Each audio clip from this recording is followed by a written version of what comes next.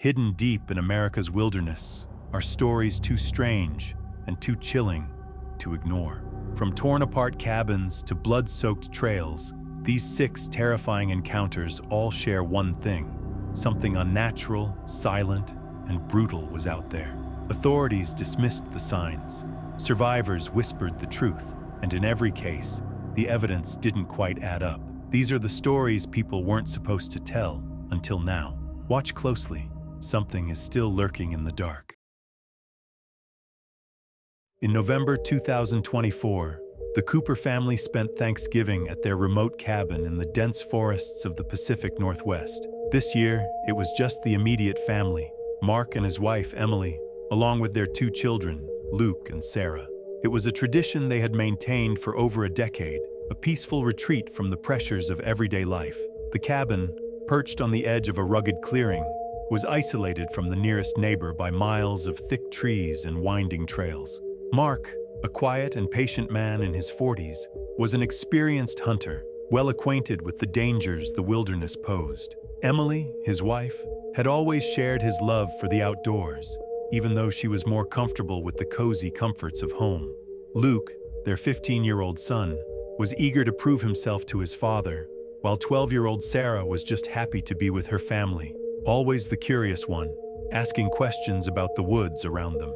That evening, after a satisfying dinner and warm conversation, the family settled into the living room. The crackle of the fire in the hearth filled the room, and Emily leaned back in her chair, knitting, while Mark read an old hunting magazine.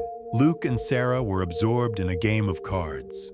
Outside, the wind had picked up, howling through the trees, and the occasional thud of branches against the cabin echoed into the room. It was the kind of night that would have been perfect for rest, but the air had a tension to it, as if something was amiss.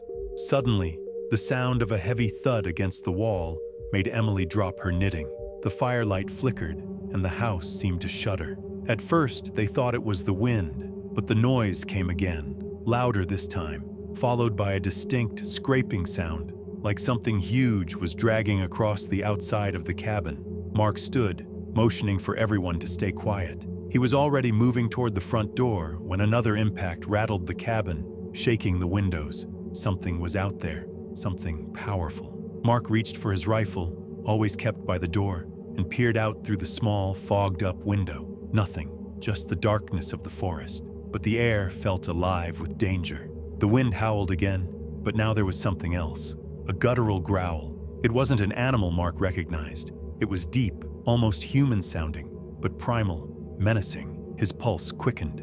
The door groaned under the strain as the impact came again, this time more forceful, as if something was slamming against it. Mark could see the wood around the door frame splintering with each blow. He motioned for Emily and the kids to retreat to the back of the cabin. He took up a defensive position by the door, his heart hammering in his chest. What could it be? A bear? No, it didn't make sense. This thing was too deliberate, too powerful. And then, the door was torn off its hinges. In the doorway stood a creature, towering at least 8 feet tall, covered in matted dark fur. Its eyes glowed with an unsettling yellow hue, and its hands were clenched into fists, dripping with something dark. Its sheer presence sent a jolt of terror through Mark's veins. It wasn't a bear, nor any animal he had ever seen. The creature snarled, revealing rows of sharp teeth. Before Mark could react, it lunged at him, smashing through the wooden beam he had been using for support. He fired his rifle, but the shot went wide. The creature's roar drowned out the sound of the gunshot as it reached out, grabbing Mark by the chest and throwing him aside with unnatural strength. He crashed into the far wall, his ribs aching from the force of the impact. Emily screamed, pulling the children back toward the back of the cabin. She glanced over her shoulder, seeing the creature's shadow fill the doorway. It was following them. Mark struggled to his feet, his vision blurry. He could hear the creature's footsteps as it moved through the cabin, tearing apart furniture with brutal ease. Emily was frantically trying to shield the children, but there was no escape. The back door was locked, and the windows were too small for them to squeeze through. Then, there was another bone-rattling slam, and the creature's shadow loomed larger, closer. Mark's heart raced. He had to stop it. He wasn't going to let this thing take his family. With all the strength he could muster, Mark grabbed a heavy hunting knife from his pack and rushed toward the creature. It had turned its attention toward Emily, grabbing her by the arm and lifting her off the ground, its other hand reaching toward Luke and Sarah.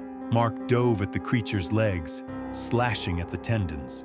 The knife struck deep into its leg, but the creature howled, spinning around and sending Mark crashing to the floor again. It was like a nightmare.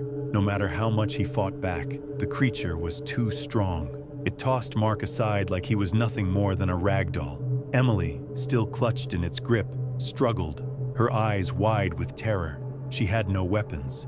Luke and Sarah huddled together, too frightened to move.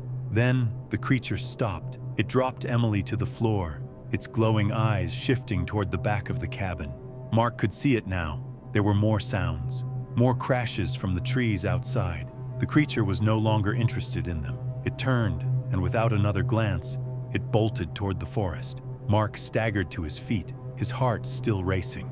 Emily was on the floor, gasping for breath. The children huddled against her. The cabin was destroyed, with walls torn apart, windows shattered, and everything in its path smashed, but they were alive. When the authorities arrived the next morning, they investigated the damage. A bear, they suggested, maybe even a rogue mountain lion. But the damage to the door, the claw marks too deep for any known animal, and the unusual growls left the locals talking. Some believed it was Bigfoot. Others, like the authorities, brushed it off as animal attacks. But in the quiet of the forest, Mark knew what they had faced, and he would never forget the look in those yellow eyes. In late October 2014, the search for George McCall began with the usual urgency, but there was an underlying tension from the start. George was a seasoned hunter, well known in the area for his skill and preparation. A man of the wilderness, he had taken the same route many times before in the rugged mountains of Montana. His wife, Ellen, grew concerned when she hadn't heard from him for several days, and despite George's habit of sometimes disappearing into the wild, his silence this time was uncharacteristic. She reported him missing, and the authorities quickly mobilized a search team. Ranger Jordan Hayes and his team were among the first to respond. They ventured deep into the mountains, where the terrain became treacherous, filled with thick brush and jagged rocks. George's last known location was near a remote stream, and the team hoped to find clues there. It took 3 days before they made their first breakthrough. Hidden under a thicket of trees, they found George's backpack, torn and abandoned beside a stream. The bag had been ripped open with brute force. Items inside had been scattered across the ground, but there was no sign of struggle around the pack. No blood, no drag marks. The forest appeared eerily still, but something didn't feel right. The footprints around the bag were large and distorted, unlike anything Jordan had ever seen before. They were too wide for any known animal and shaped oddly, too deep and too wide. They almost seemed human, but the proportions were all wrong. The team pressed forward, following the trail deeper into the forest. The air grew thick with tension, and the weight of the unknown pressed heavily on them. Every snap of a branch, every rustle of leaves made them pause, uncertain of what was out there. Hours later, they came across George's rifle. It had been discarded carelessly, the barrel bent and mangled. The rifle's stock was splintered, and the sling had been ripped from it, lying nearby in tatters. There was no sign of George. The rifle's damage indicated something extraordinary had happened. The team's worst fears began to solidify. Something had attacked him, something incredibly strong. By morning, the forensics team arrived. Rachel Brown, an experienced detective with a background in wildlife investigations, joined Jordan and the others. Together, they examined the surrounding area. They found no obvious signs of an animal attack, no blood or remains, but there were deeper, darker traces, large, unsettling marks along the trees, scratches far too high up to be made by a bear, yet not quite matching any known animal. As they advanced further, the forest seemed to grow more foreboding. The trees had been scarred by something powerful, and the ground was disturbed in a way that suggested a force far beyond the capabilities of any predator they knew. There was no evidence of a struggle, no trail leading anywhere that indicated George had been dragged, but the sense of something lurking just out of view was palpable. Eventually, they reached a clearing. In the center, Half buried in the dirt was a blood-stained rock. The sight of it sent a chill through the group. The blood was old, darkened with time, and the rock itself was too out of place.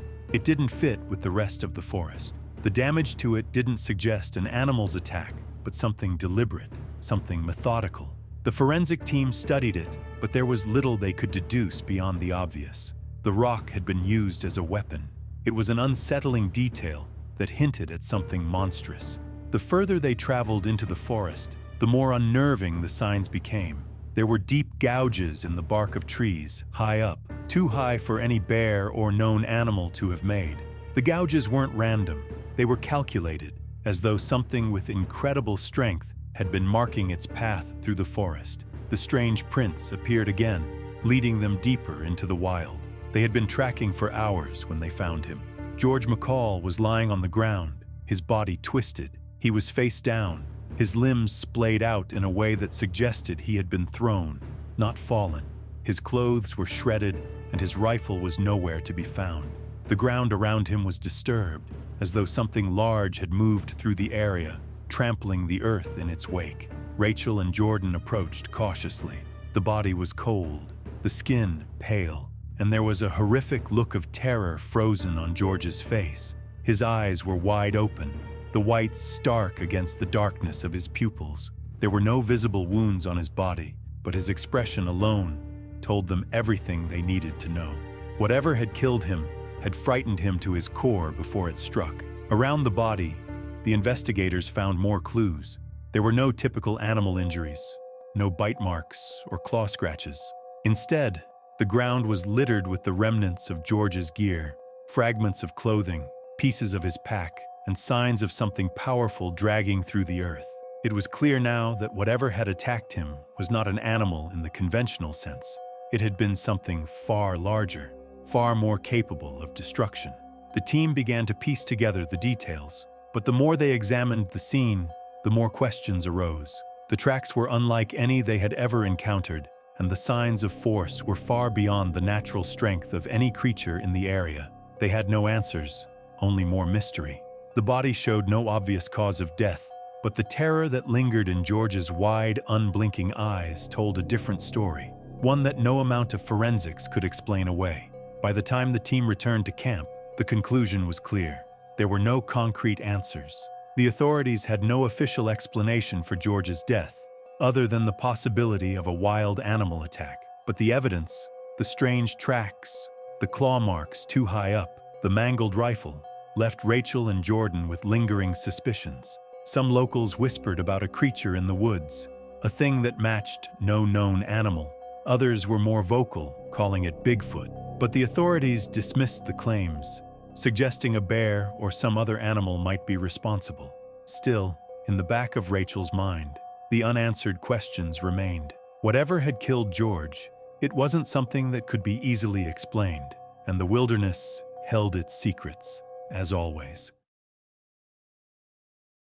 In early 2020, when a retired forestry worker named Daniel Griggs passed away quietly in his sleep at age 76, his daughter began sorting through his belongings in the attic of the old house he'd never left. Among dusty boxes of maps, old boots, and faded photos, she found a heavy green canvas field bag. Inside was a thick, weather-worn logbook. The cover was cracked and stained. The first page read, "Fall Fire Watch Log, 1986, Mount Borlock Lookout Station."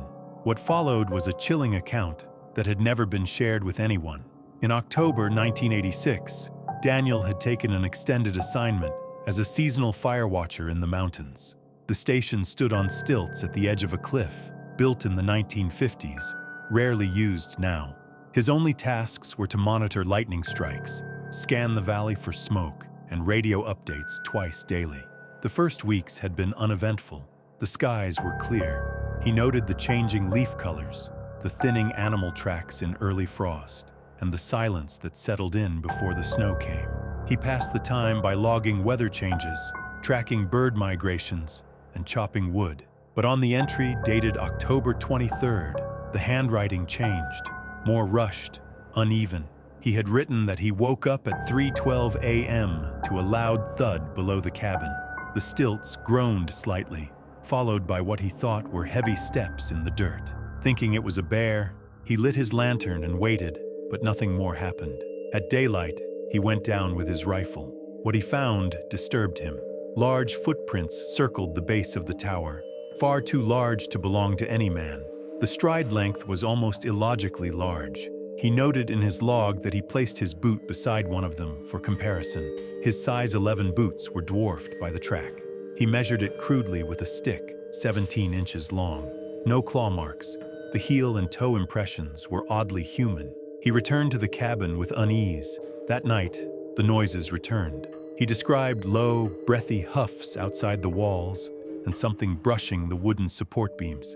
He stayed awake until dawn, lantern flickering, rifle in his lap. The next day, the tracks were there again, more of them.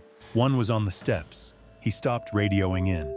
In the log, he explained he didn't want to be dismissed as imagining things, and the nearest ranger station was days away on foot. October 26th, he wrote that he heard something moving under the tower again, heavy scraping sounds. When he leaned out the window, the light caught two eyeshine reflections below. They blinked, then vanished into the trees. That night, the wind howled, but he swore he heard something knocking against the base of the tower again. Rhythmic, slow, deliberate. October 27th, he wrote that a rancid smell filled the cabin just after midnight. It came through the floorboards and vents. He gagged. It smelled like rotting meat and wet fur. For hours, he could hear pacing outside in the gravel, then silence. Then something scraped hard against the steel support cables, making the tower vibrate. He stayed inside the next day, too afraid to venture out. When he finally opened the hatch to look around, he found a small pile of stripped tree branches arranged in a pattern outside the stairway. It looked deliberate. He burned them. The log entries became shorter, frantic. He stopped tracking the dates and began just numbering the entries. Entry 31 described a night where something climbed halfway up the tower. He heard the groan of wood, the faint scrape of fingernails on metal. He fired a warning shot. It dropped back down. He never saw it clearly. Entry 35, written in shaky scrawl, described the cabin being rocked gently back and forth in the night. He tied himself into his cot. The smell returned. He heard deep breathing beneath the floor, as if something had laid down beneath the cabin and stayed there for hours. Entry 38 was the last full page. He wrote that he packed his bag and planned to leave at first light, but before he could descend, he saw movement in the tree line. One large figure stood motionless, half obscured by fog. Then another appeared, taller. He stayed up in the tower and never descended. The next entry was written a day later, possibly the final day. He hadn't slept. His food had run low. He rationed water. He described a night of knocking, constant, slow knocking on the stilts of the tower for over an hour. Then silence. He wrote that he had made peace with dying, but he survived. The last line read, "They left, just before dawn. I don't know why. I'm not going to ask. I'll hike out when it's safe." If someone finds this log, know this. They are real. There were no entries after that. Daniel's daughter never found any mention of the incident in official reports. In fact, the fire watch records for Mount Borlaug in 1986 showed nothing unusual. Daniel never told anyone. He returned from that job changed, quieter, withdrawn, always avoiding camping trips afterward. He burned his hunting trophies and gave away his rifles in the 90s. People thought he had simply grown tired of the wild. He lived a quiet life until his death in 2020. The logbook was passed to a close friend of his, another former ranger, who read it in full. He recognized the location, the dates, and the name.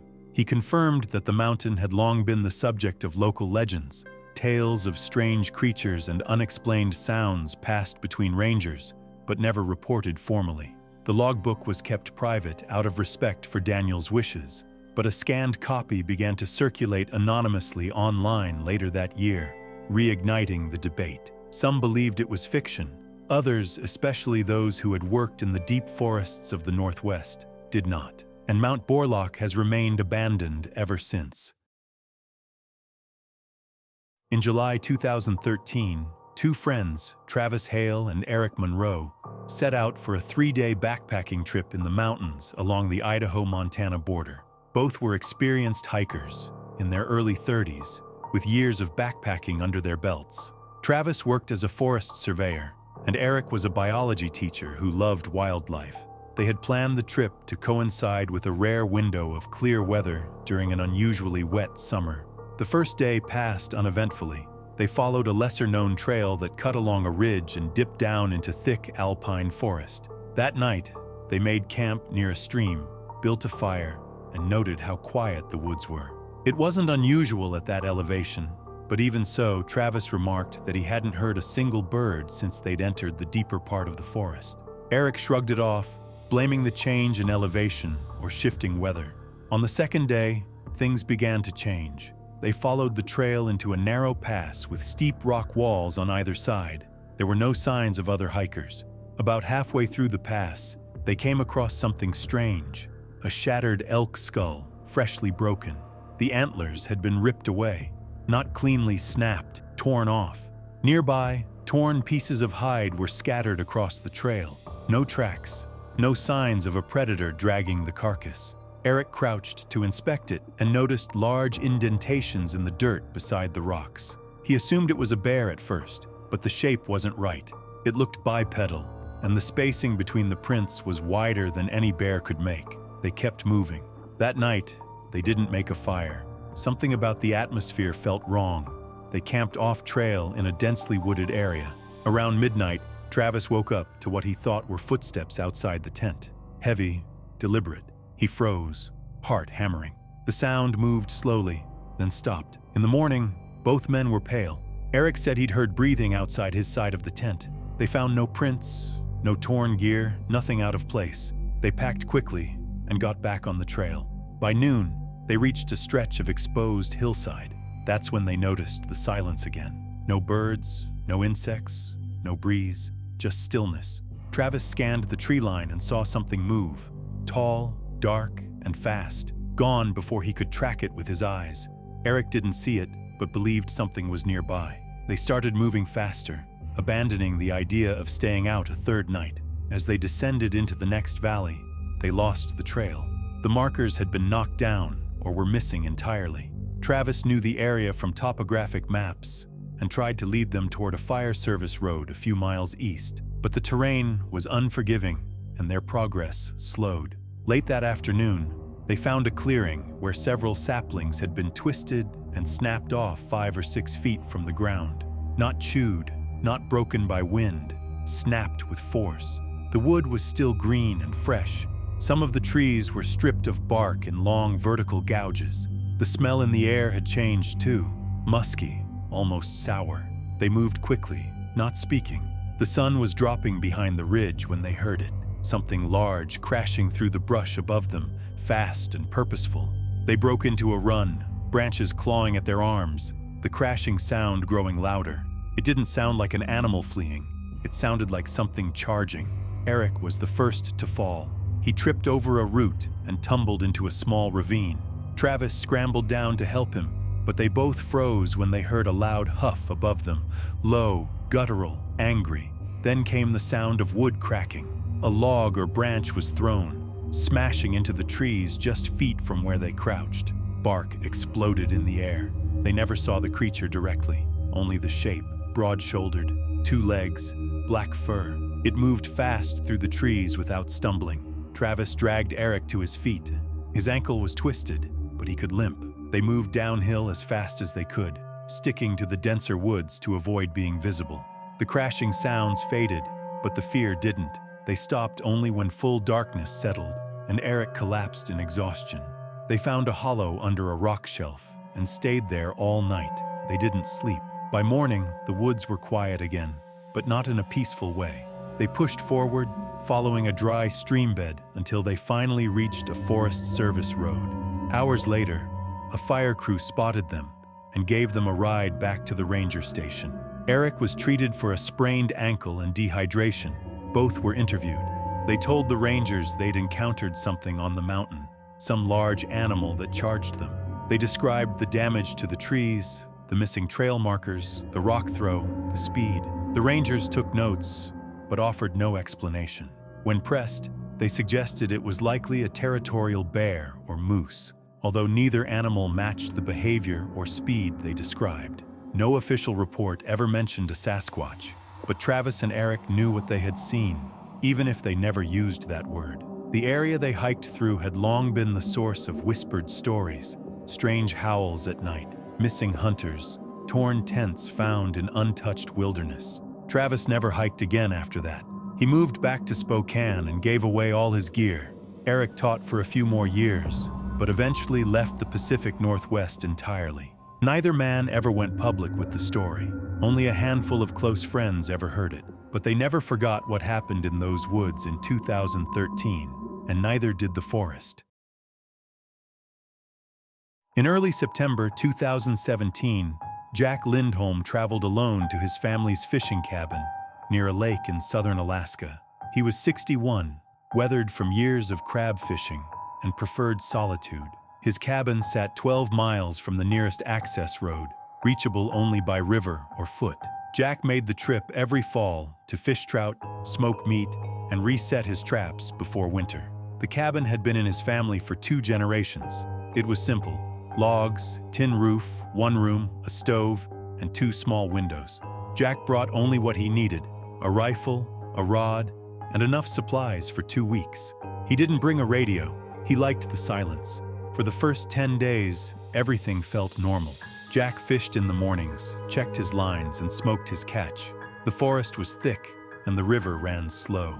He saw no signs of large predators. Even the bear scat was old. Each night, he lit a small fire in the stove, poured himself a drink, and slept soundly. But on the 11th day, he noticed something odd. A deep gouge had been scratched into a pine tree near the river. It was too high for a bear, over 7 feet from the ground, and the bark was peeled in long, even strips. Jack assumed it had to be from wind or weather, though the marks were fresh. He thought about moose or even a fellow trapper messing around, but he hadn't seen a single human track the entire trip. That night, he woke up in the dark, the feeling that something was near. Not a sound, just a presence. He sat still in his cot and waited. The wind had stopped. No crackling from the stove, no groans from the logs, just complete stillness. He listened for nearly an hour before he fell back asleep. On the 12th day, more trees showed strange marks. Some had thick branches twisted off and scattered around the clearing. He followed the edge of the forest for signs of animals but found nothing. No tracks, no fur, just broken wood. One tree had a hand-sized stone wedged into its bark, as if it had been thrown with incredible force. Jack's instincts told him to pack up and leave, but he stayed. That evening, something brushed against the wall of the cabin. Jack sat up, rifle in hand, and waited. The sound came again, slower this time, as if a palm or large body had dragged across the wall. He didn't go outside. He didn't move. Eventually, it stopped. On the final night, everything changed. It was just after midnight when he heard the first step outside. Heavy, deliberate, then another. The ground trembled slightly with each one. Jack grabbed his rifle and pulled on his boots, heart pounding. He crept to the small window and peered out, but it was too dark to see. Then something struck the wall, hard. Wood splintered. Dust shook loose from the rafters. Another blow came, stronger, shaking the whole cabin. Jack backed into the corner, aimed the rifle at the door. Then came a third hit. The door frame cracked, the hinges tore loose, and then the wall beside the door exploded inward. A powerful limb, dark and fur-covered, forced its way through the shattered frame. Boards ripped free, nails screamed. Jack fired once, but the shot hit only wood. The creature let out a sound, a deep, vibrating roar that rattled the floorboards, and struck again. This time, the wall collapsed entirely. Jack ran. He didn't grab supplies. He didn't think. He dove through the opposite window, glass tearing his arm open, and landed hard on the frozen ground outside. He scrambled to his feet and ran into the trees, hearing the cabin tear apart behind him. Logs snapping, metal groaning, something huge moving through the wreckage. He didn't stop until he collapsed miles away, hidden beneath a rock outcropping. He stayed there the rest of the night, shivering, bleeding, barely conscious. 2 days later, a group of hunters on ATVs found him wandering near the logging road. He was dehydrated, bruised, and incoherent. They got him to a hospital in Anchorage, where he was treated for exposure and shock. When he could finally speak, he described the attack, haltingly, with gaps in memory. Search and rescue teams were dispatched to the cabin site. What they found didn't make sense. The cabin was destroyed, but not burned. It had been torn apart from one side.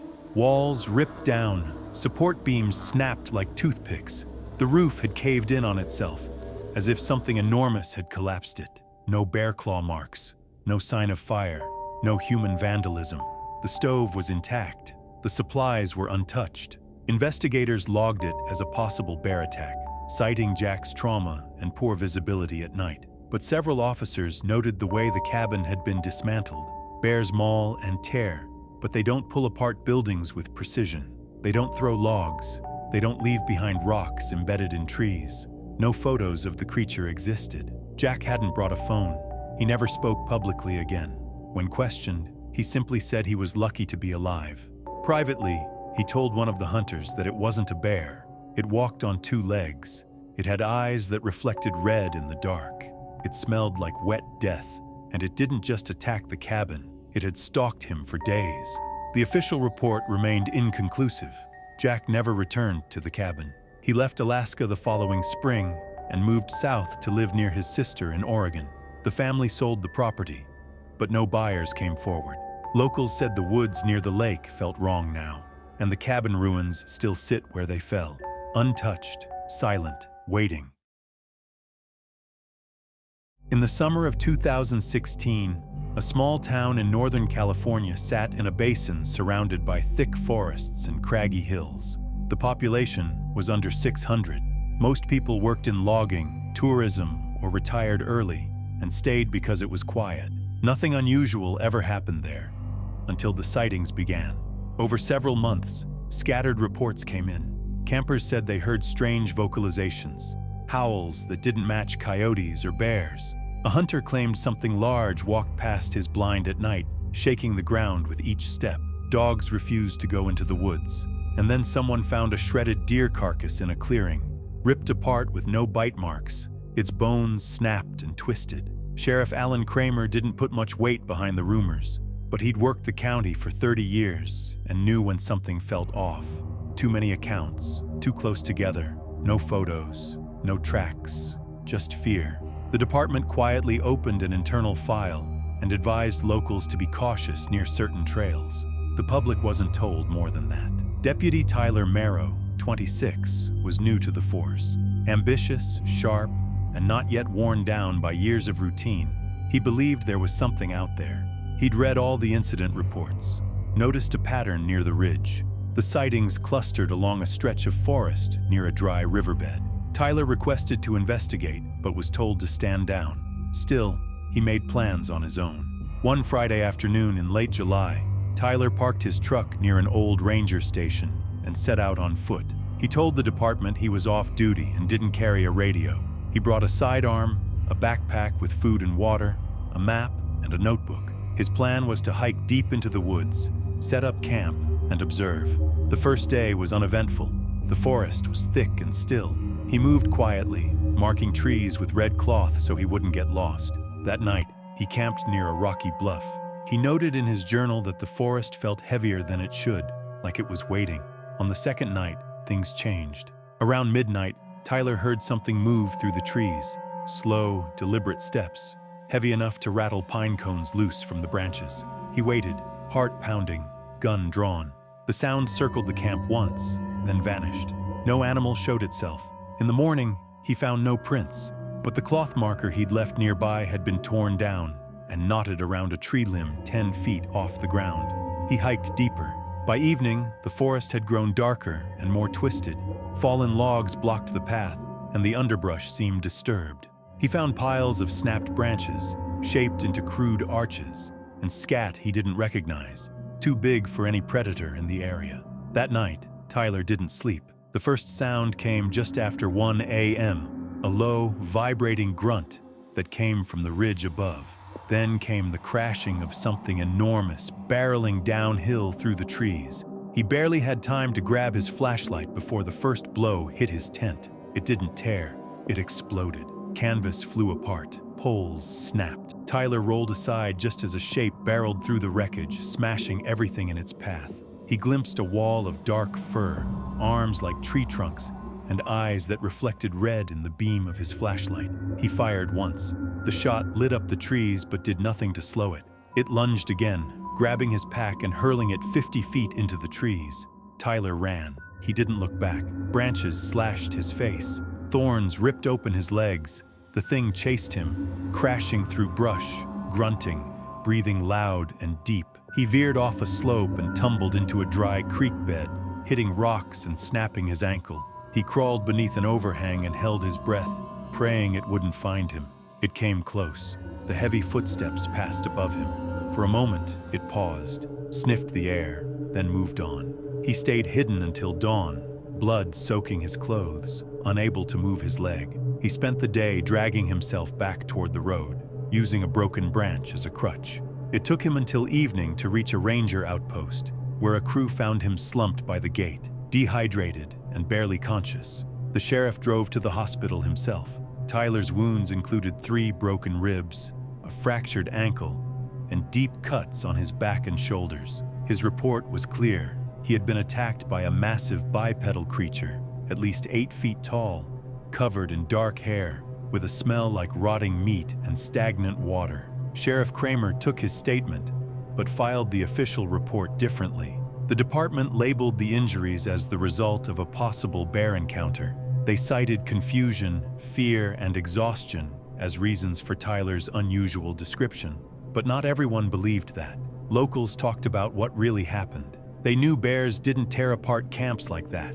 They didn't chase grown men through miles of forest, throwing gear into the trees and vanishing without a trace. Tyler didn't speak to the press. He walked with a limp for months, and though he returned to duty, he avoided the northern ridges after that. Those close to him said he never slept through the night again. The sheriff never reopened the investigation. The file remained marked, closed, wildlife encounter. But among the redwoods and moss-covered rocks, something still moved at night, just beyond the edge of firelight, something no one dared speak of by name.